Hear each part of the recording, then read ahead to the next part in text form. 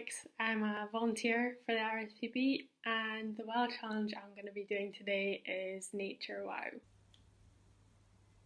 So, the Nature WOW challenge is all about experiencing nature that has that wow factor.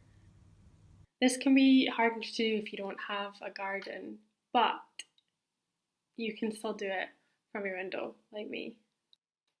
So, the way I'm going to do this WOW challenge is I'm going to sit at my living room window and look out and see what nature I can find, and I'm going to try and ID that nature, find out what species they are,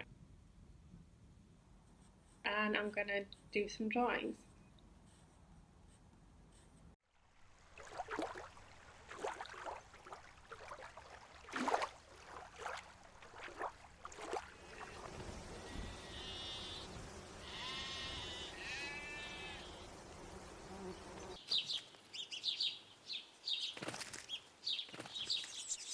This was a fun and easy well challenge to do, and it was really great to see how much nature you can actually find from your window in quite an urban area.